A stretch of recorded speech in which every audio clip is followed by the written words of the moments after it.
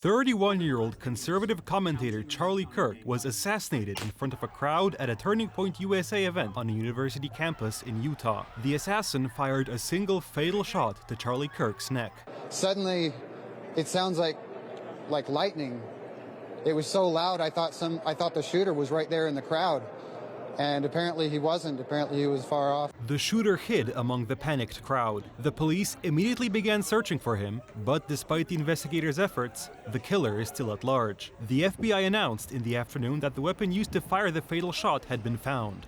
The possible shooter is taken from closed-circuit TV here on campus. We do have that. We're analyzing it, but it is security camera footage, so you can kind of guess what the quality of that is. But we do know dressed in all dark clothing, but we don't have a much better description other than that. Charlie Kirk was rushed to the hospital, but doctors were unable to save him. His death shocked America. Many prayed for first Kirk's recovery and later for the repose of his soul. Erica Kirk, Charlie's wife and mother of their 2 children, posted only a fragment of a Bible verse online.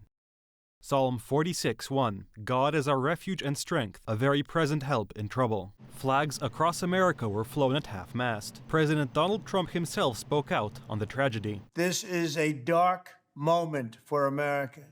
Charlie Kirk traveled the nation, joyfully engaging with everyone interested in good faith debate. His mission was to bring young people into the political process, which he did better than anybody ever.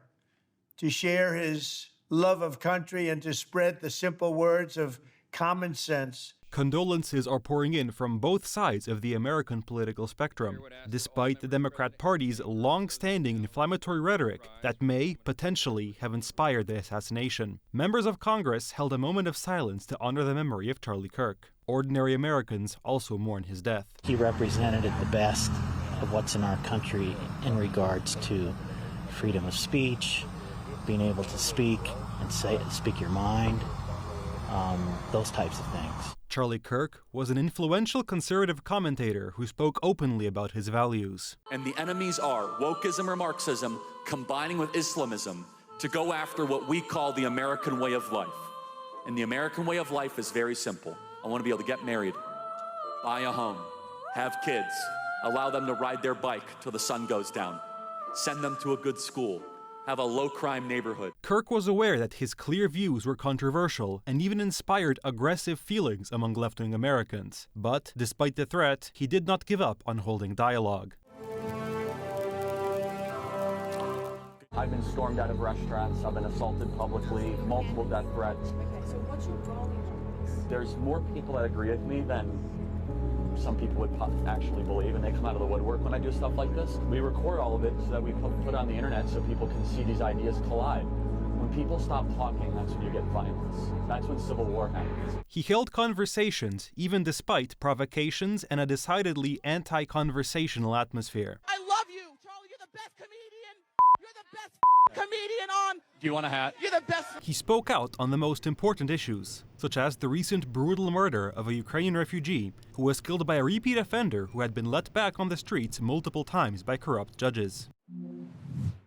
If we want things to change, it's 100% necessary to politicize the senseless murder of Irina Zarutska, because it was politics that allowed a savage monster with 14 priors to be free on the streets to kill her. He also supported the MAGA movement and President Donald Trump. This was too much for his political opponents, so many of them happily welcomed the news of his assassination. Did you see that Charlie Kirk just got shot and killed? That's good. Wow, that's good. Girl, someone had to do it. In recognition of his merits and achievements, President Donald Trump announced during the ceremony commemorating the attacks of September 11, 2001, that Charlie Kirk would be posthumously awarded the Presidential Medal of Freedom, the highest civilian award in the United States. We miss him greatly, yet I have no doubt that Charlie's voice and the courage he put into the hearts of countless people, especially young people, will live on. I'm pleased to announce that I will soon be awarding Charlie Kirk posthumously the Presidential Medal of Freedom. The date of the ceremony is to be announced shortly, and the president has already said that he will try to make it a grand event. The murder of Charlie Kirk was a political assassination, and part of a pattern of increasing left-wing political violence in the United States. This certainly warrants the attention of Donald Trump's administration, who may need to take action to prevent further left-wing violence in the near future. What this action would entail, currently, is anyone's guess.